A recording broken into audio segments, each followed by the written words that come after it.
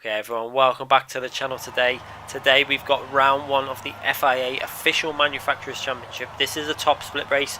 I decided to race the 8 PM race. Obviously that was the first race I could pretty much get on with by the time I'd got everything sorted. You can see there a very competitive lobby. You can see RC Mura starting in P1, Z-Kip starting in P2.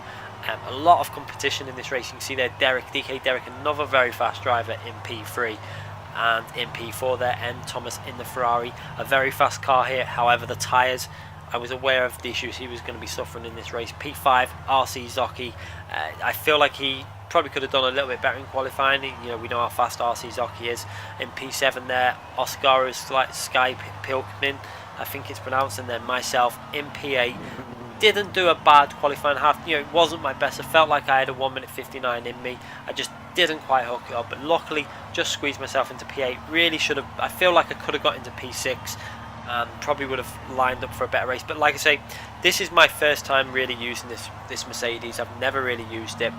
I've done one qualifying lap with it at Bathurst, never used it in a race. So this was my first actual race against proper competition that I'm going to be doing here. And I was really interested to see how this car would handle, how it would drive. In the testing I'd done before the race, I had about 45 minutes an hour. I managed to get on and do some testing, and I found it reasonably nice. It wasn't overall, silly fast, but it felt nice. The tyres felt good, which is a change from driving the Ferrari. You know, I had experienced last season in the pre-season the Ferrari's horrible tyres, and you just couldn't push. For that, because the risk of just taking too much life out of them. Anyway, we're going to start this race. I'm starting at PA. We're going to go through to the TV replay cameras once the race starts. As you can see there, putting the brake bias to 2. Unfortunately, I didn't have it in 2 on the qualifying lap, which lost me a bit of time in some corners where the rear started stepping out, and I wasn't aware of that, but I picked up on it just before I started this race. As you can see there, going straight through to the replay cameras for the start of the race. Straight away, trying to get as close as I can to the Oscaro driver in P7, trying to pick up his slipstream. The Mercedes seems fairly competitive down the straight for its overall speed, which is nice to have a car that's actually got some straight line speed going into turn 1. And everyone's just trying to take it easy through. You can see no one really making any moves. Everyone just wants to get through this first lap without any major incidents. You can see there some of the best drivers on the game in this lobby, and it's great to see that, this is how close it is. Look at everyone going through that first section, and this is why we want the FIA back more often, because this is the type of racing we're going to get in these FIA races. Everyone looking for spaces and just trying to get back into, trying to get into the rhythm of the race. As you can see there, I straight away wanted to put pressure on Oscar in P7 there. Having a little look, I wanted to find the way past because I felt like I had a bit more pace if I could use it. But unfortunately, getting a little bit held up in this early phase where I'm trying to really push and just find the way past, because I was pretty confident with how consistent this Mercedes was to drive.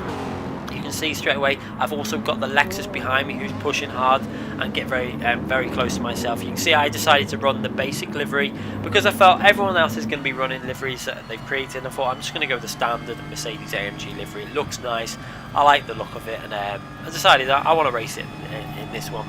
In the Group 4 car, I'm not so sure about that. I don't know what I'm going to choose for that. And someone did say they've created a livery for me. I need to check that out. Whether I'll race it or not, I don't know yet. I'll have to look at it. But I do have trouble finding any livery. I've had numerous people tell me they've done liveries for myself, and every time I search them they disappear. And I do know that someone else had done one for me and it got took off by Sony for some reason, so I don't know whether my YouTube name offends someone or something, but it got took off for some strange reason. As you can see there, pushing really hard, trying to get as close as I can to P7. You can see as I'm having a look, I've got to be careful because I've got P9 very close to me there in the Lexus. That is also another fast car. You can see how close I'm getting to P7 on the slipstream now, trying to put that power down. You can see the rear starting to lose a bit of traction, but I'm going to have a little look.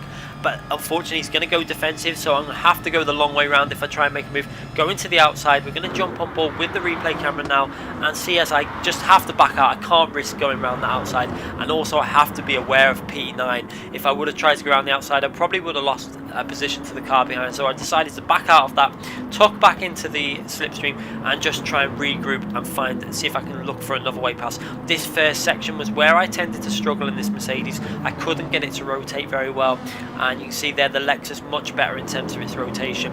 It was a little bit stronger in some other corners, but the issue for me was the car in front of me was pulling away because he's in the Lexus as well in that section. The car behind's gaining on me, and then I've got to try and get back close to P7 and then it's just an issue where P9 sorry, is always staying with me because he's in that slipstream. He was very fast here as well, P9, you can see there, putting me under pressure. I've got to be reasonably defensive and try and look for a way. As you can see, I hold the inside line. I felt like I needed to go a little bit defensive there, but you can get away with holding that inside line and get on the power reasonably well. As you can see, I managed to do that fairly confident and still in the slipstream of P7. This is, already starting to be a very good race. You can see, look how close this racing is, and this is why we love the FIA races. This is why I think a lot of people enjoy watching the FIA races as well. Seeing some of the the best drivers on the game going head to head, and it is great fun to be involved with these races. As you can see there, going onto the back straight, very close to my rear of my car there, P9, but I'm managing to pick up that slipstream of Oscar. We're going to jump on board as I'm going to have a little look down this left hand side, but again I back out of that. It just wasn't worth the risk. This is the first race of the season. I didn't want to throw anything away. I wanted to get some just reasonable points on the board, and I backed out of that one and decided not to go for it. But I probably could have had a little look up the inside, but I think he knew that I wouldn't do it, and I backed out of that. And then again, trying to regroup, pick up the slipstream, and have a look somewhere else on the track. As again, managing to get some speed down the straight. I feel I kind of should have really been doing some more short shifting in this race than I was, and possibly saving some fuel through the first sector, through this sector, to help the front end in terms of the rotation, and obviously save some fuel. You can see getting so close to P7 there on the braking. Really strong, the Mercedes, going into that corner on the braking. It was very stable. I was able to really attack into that line, but then through this section you can see P7 starting to pull away a bit, where he's able to throw it into the corners a little bit more aggressive than I can. This Mercedes was very heavy feeling. It didn't feel very nimble, so this was where it was struggling in corners like this, where it's swinging from left to right to left to right. It didn't seem to have the rotation that I wanted, but I feel like I can get used to this car, and the more I drive it, the more I'm going to learn about it. And I really enjoy driving this car in Group 3. It kind of fits my style in terms of it's easy to put the power down, but it's not fitting my style in terms of its agility, I don't feel. But I will try my best with this. As you can see there, getting again close on the braking, but not able to have a little look at making a move. Oscar and P7 there ran a little bit wide, gives me a chance of picking up some slipstream now as we go into the two fast left-handers before the back straight. But you can see again, look how close that Lexus is behind me, as he's able to hold with me through the section that I'm really weak on. So I'm kind of having to be, I'm looking to get closer to P7, but I've also got to be looking to try and defend to the driver behind me. As you can see there, car running off in the distance, just about got away with that and only lost a fraction of time. Very lucky to not lose it more than that. He only lost about, I think, even half a second, if that, and that was lucky, because you can lose a lot more on that corner if you run a bit too far wide. As again, picking up the slipstream, and again, not really close enough to make any sort of move. I'm going to have a little look on the inside, but again, I'm not going to throw it up on that inside. They decide to back out of that. As you can see, all these cars going through these corners. You can see there, the car behind me in P8 had a massive moment, nearly lost the rear, just about managed to hold on, and was extremely lucky to get away with that. We'll have a little look at that at the end of the race, possibly, and go through some of the incidents that happened during the race. We'll do that all after. As you can see there, picking up the slipstream again of Oscar, but again, I just cannot get close enough to make that move. That Lexus is a very fast car down the straights, and I feel like the Mercedes is fast, but it's just not able to get a move done into that corner. It was really frustrating. I really needed to get past him because I felt like he was fuel saving. I hadn't really been doing fuel saving, and I felt like I had the speed to pretty much hold on to about P5 in this race, P6 and P5. But I feel like Oscar there in front, he's driving this race very clever. At this stage, I really wasn't thinking about fuel saving. I really should have been. Fuel saving should have been more in my mind than it was. But I was in that race mode where I just wanted to get past him. I was looking always to get past him. I was trying to concentrate on the car behind, and that's another reason why I had to be careful with saving fuel, was because I couldn't afford to really get overtaken by the car behind. I didn't want to get start dropping back. I wanted to hold my position and really fight for these positions that I'm in at the moment. As you can see there, getting on the power as early as I can. You can see the gap that's building up between Oscar and I think it's P6 there, and he is dead. He's not really pushing as hard as I would have liked. Maybe he could have possibly have tried. If I would have made a move, he would have then held on to my slipstream and got closer to the cars in front. I don't know how it would have worked, but I felt like he was on his own strategy, and he knew the strategy he was running, and I just really wanted to get past any opportunity. But again, you can see coming onto the back straight, I'm not able to get the power down as well as I would have liked coming onto this back straight, and I'm not able to then pick up enough of a slipstream to make a move. You can see they're getting closer and closer and closer, but just not really able to make a move. And then also I'm having to be a bit defensive. You can see they're trying to stay over to the right hand side for as long as possible to make sure that P9 is not going to try and make a move. Just look how close P9 is behind me. He's also trying to get past, you know, we both want to get past Oscaro here, but I just couldn't get the speed going into any zones to make a move, and it was really risky. I didn't want to risk anyone's race. I didn't want to take anyone out, and you know, it only ends in disaster for more than one person normally. So again, you can see they're backing out of that move and just trying to wait for an opportunity to overtake. And you see there P9 getting really, you know, aggressive, looking for a move. He nearly loses control of his car, but there's not really a chance of making a move there. I made sure I kept my car in the correct position just so that he couldn't really make any sort of overtaking attempt. And you can see again the rotation. Look at the difference between the rotation between my car and the car behind me. You can visually see how much more turning that car has got compared to mine. However, in some other areas that kind of helps in terms of stability through some corners. So it's a case of, you know, just whether the track suits the car and stuff. And you can see again P9 is really getting aggressive. He really wants to get past. It's getting very close, and I was getting a bit worried at this stage about whether he'd make a lunge. You know, I can't really do too much about, at this stage I couldn't do too much about the race pace.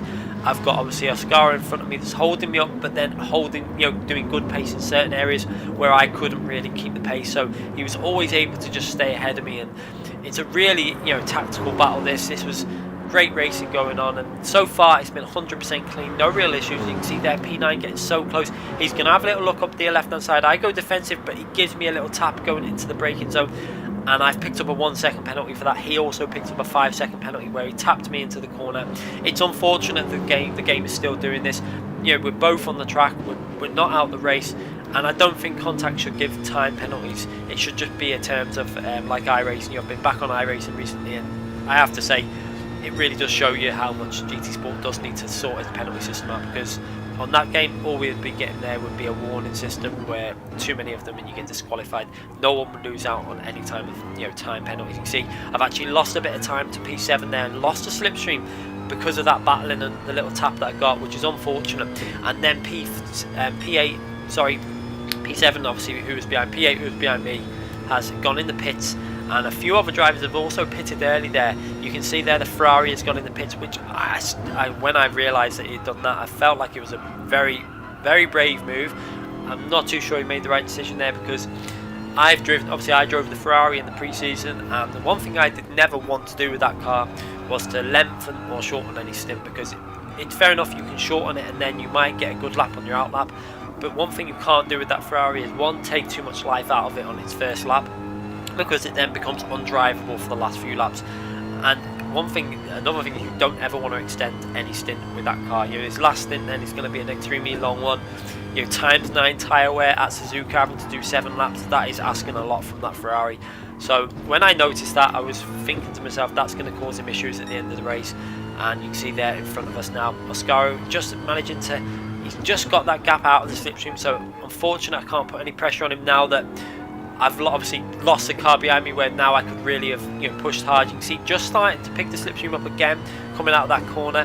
That corner is one of the corners this Mercedes is really strong on, and it makes a change, because last time I drove this I was in the Renault, and that Renault was awful there, but this Mercedes is very strong through that corner and able to really take a nice line, and gave me a solid exit speed to pick up the slipstream, and then going onto the back straight again, picking up the slipstream. Didn't really get on the power as well as I would have liked. Then you can see the rear started to step out, and lost 2 tenths to P5, who's P5 now. Obviously some cars have pitted, lost a few tenths to him there as he managed to get on the power a little bit earlier, and you can see that takes effect all the way down the straight now, as he's obviously pushing now a little bit harder. He's obviously using a little bit more fuel now to try and get a gap for when he pits. Unfortunately, I had not really been doing any fuel saving at this phase.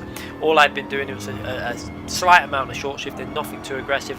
A lot of leaders with similar fuel to myself, but then Oscaro in front of me had managed to save quite a bit of fuel. He saved 9% more fuel than me, so I knew straight away that he was going to come out of the pits quite a bit ahead and then probably drive it aggressive in the second stint. So unfortunately for myself, I'm just going to have to try and see if I can come out ahead of the driver who pitted behind me.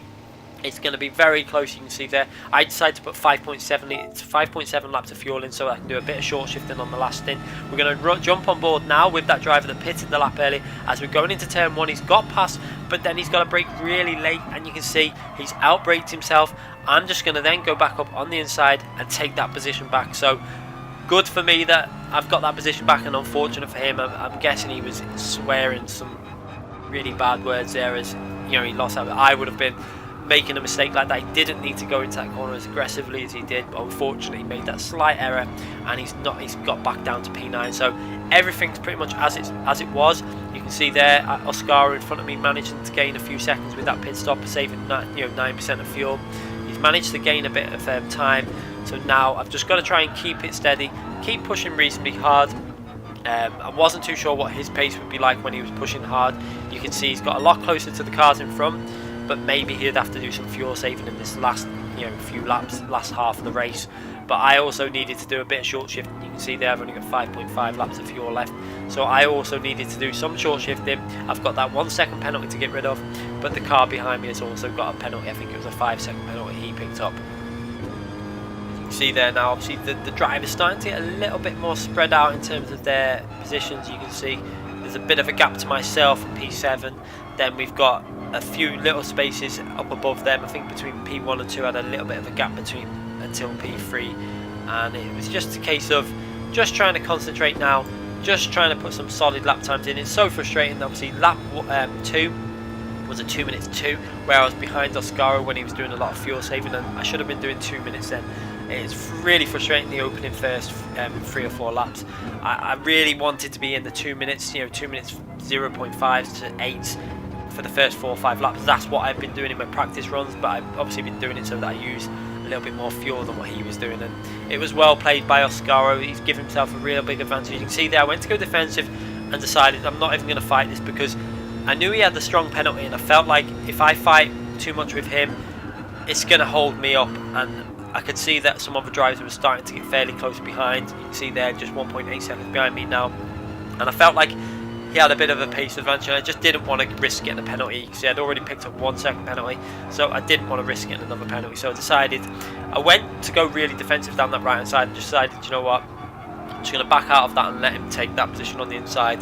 I didn't want to be involved with any sort of battling. I just wanted to let him go. I didn't want to risk getting a penalty, and just try and hope that I can still pick up a solid result. So down into P9. So this is unfortunate. Obviously started the race in P8, was hoping to gain places.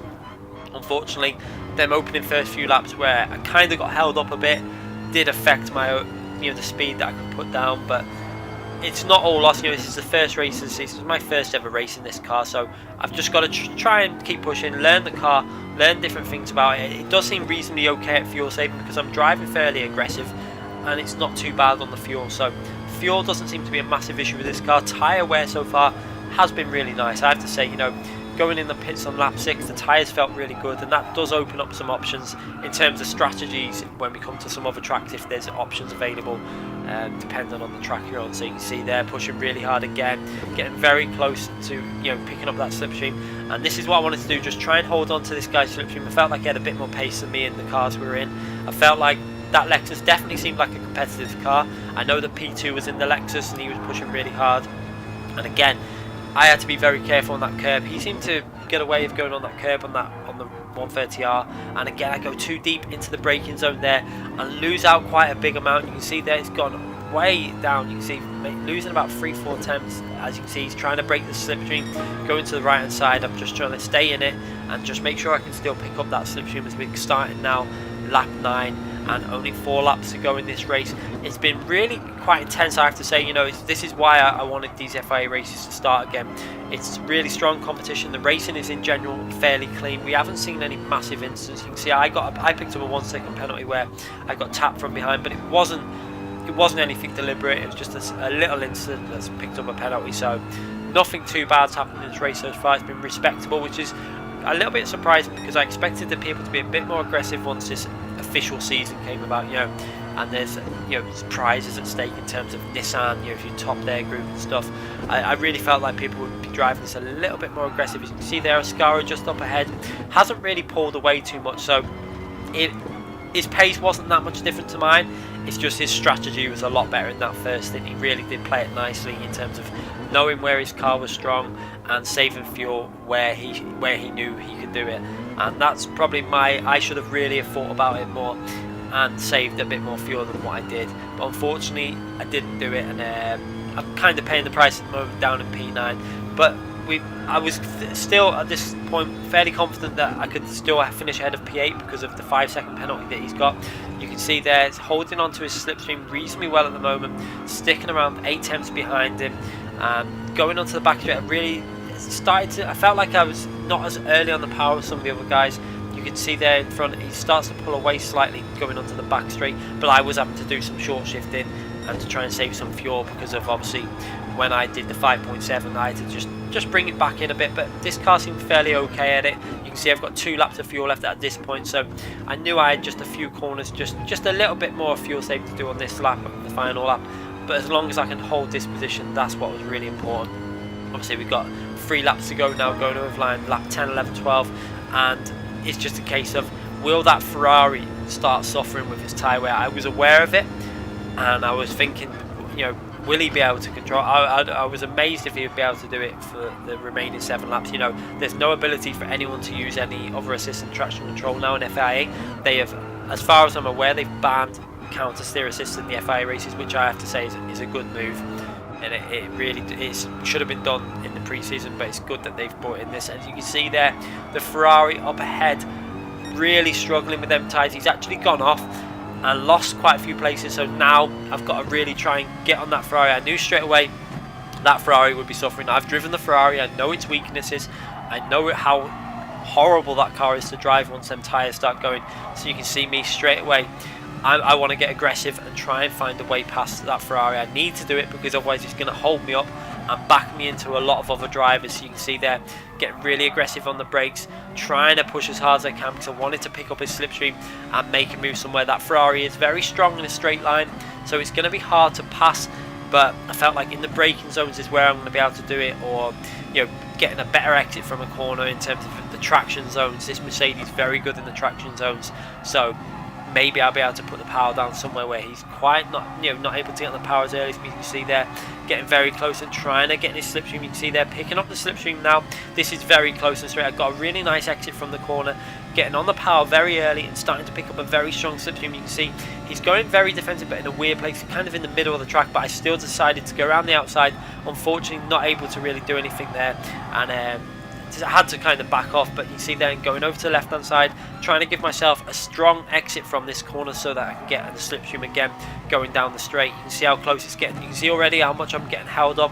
Another car has got involved with this behind me, obviously picking up that slipstream and getting closer and closer to myself as we go down into turn 1. You can see the slipstream I'm building. I'm going to go and fake a move down that left hand side and then I was going to try and just throw it up the inside. You can see what my thought was. I was thinking he was going to go a bit more defensive and go to the left, but he didn't. He stayed on that side, but unfortunately I wasn't able to make a move. But again, his tyres have gone on that corner, and then I've been able to I saw him make that mistake and just went for it and went down the outside and managed to get myself up a position. And now I've got to just try and get on with it and pull away, as he's obviously going to probably hold up the driver behind him in the Toyota. As you can see there, straight away I'm just going to try and push and get him out my slipstream. I felt pretty confident I'd be able to do it. Look how much he's struggling with that Ferrari. Their rear tyres, and this is why I always drove the Ferrari fairly smoothly and just didn't really push too hard, because if you do, this is the kind of thing that happens. You really struggle. As you can see there now, he's under attack from the driver behind, and then going into this corner, he looks like he's going to be very vulnerable now. As you can see already, I've managed to pull quite a big lead as the driver has thrown it up the inside. The driver in the Toyota, he's managed to cut back though, and that was a really nice move by Thomas in the Ferrari. He didn't panic. He let the driver throw it up the inside. He held a wide line and then just cut back on the underside underneath of him and got himself back into P9, sorry. But now I'm managing, you see there, pulling away fairly comfortably. I've got him out the slipstream, so at this point I'm fairly comfortable in terms of getting to the end on the tyres. There's no issue for my tyres, but you'll see me just putting the fuel mixer 2 on every now and then, just where I'm trying to bring that fuel back into line so that I'm not running out of fuel on the finish line. You can see P7's a little bit too far ahead now. That battling's really cost me. It's lost me about a second there where I was stuck behind the Ferrari, and I've obviously lost the slipstream. He was really lucky that he managed to get past Thomas in that Ferrari straight away, and without any battling going on. But unfortunately, I got held up a bit by about a second. I think I would have been very close to a slipstream at this point in the race, but unfortunately now I'm 2.3 seconds behind. But not much I can do as we go into the final lap now, and the fuel's looking okay.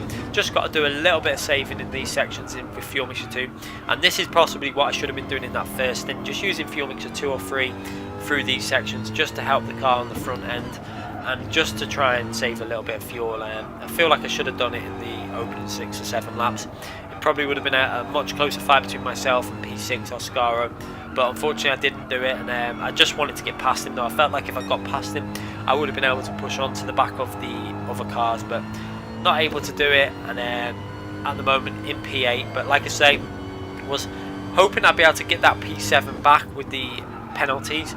I've got a 1 second penalty, he's got a 5 second penalty, so at the finishing line was hoping that I might be able to just squeeze past him as he's trying to get rid of that full 5 seconds. It was going to be close. Obviously I'm around 2.7, 3 seconds behind.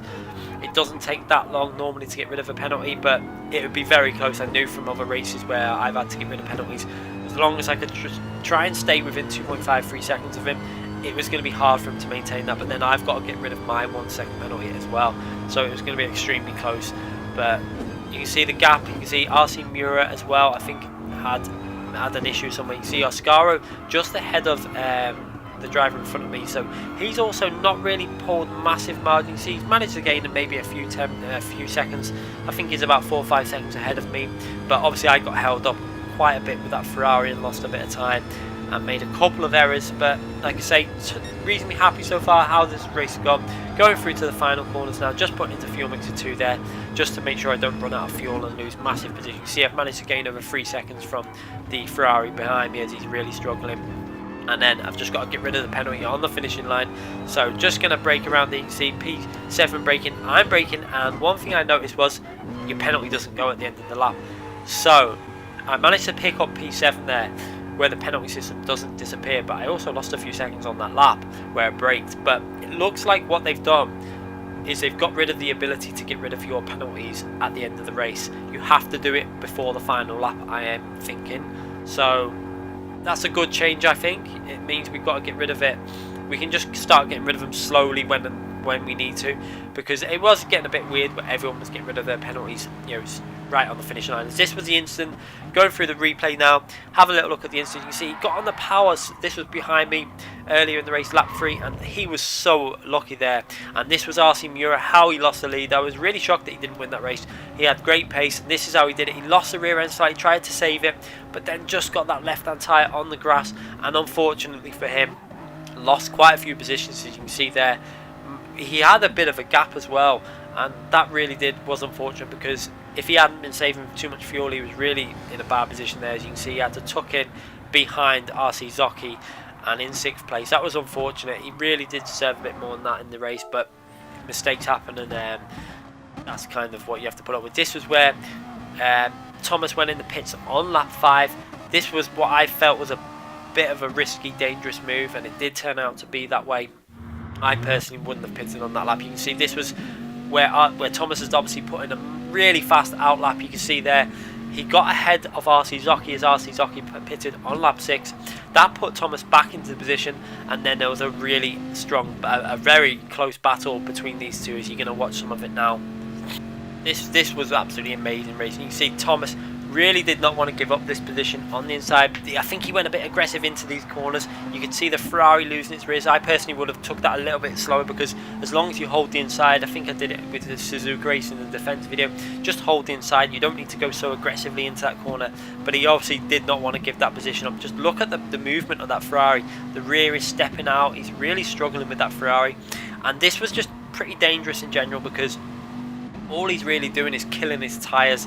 I think if he would have been a bit more sensible about this, he probably would have just let RC Zocchi pass, not put a massively aggressive outlap in, and just try to drive consistent, because I feel if he would have done that, he would have come away with a better position than what he did. In the end, he ended up down, I think it was in P8 or 9. He would have probably come away with a P5, as you can see there. Look how much he's abusing them rear tyres, and you cannot drive the Ferrari like that. It will just kill the tyres. I do feel sorry for him though in that Ferrari. It's one of the hardest cars you can pretty much drive in terms of its tyre life. It just doesn't like tyres. It will just eat through them, and you'll have nothing left by the end of the race. As you can see there, that's why I think it was my Brands Hatch race where I just had to drive so carefully with it, not pushing it, not risking any wheel spinning. I just tended to drive it more with fuel saving than I did in terms of driving aggressively, because then you get the advantage of obviously having a shorter pit stop, and then you save the tyres for the end of the race. As you can see again, having to go really defensive against Zocchi, and Zocchi was probably getting really frustrated at this point. He obviously wanted to get past him. You can see he's losing time to P2 and 3, and I'm guessing he really wanted to get past him as soon as possible. As you can see again, Thomas going defensive. I mean, Thomas is 100% entitled to do this, but I feel that he kind of ruined his own race by doing it. I think he should have just let him pass and concentrated on getting P5, because now he's doing this. He's just taking all the life out of his tyres. You can see Zocchi again trying to go down the left hand side, but just look at the speed in that Ferrari.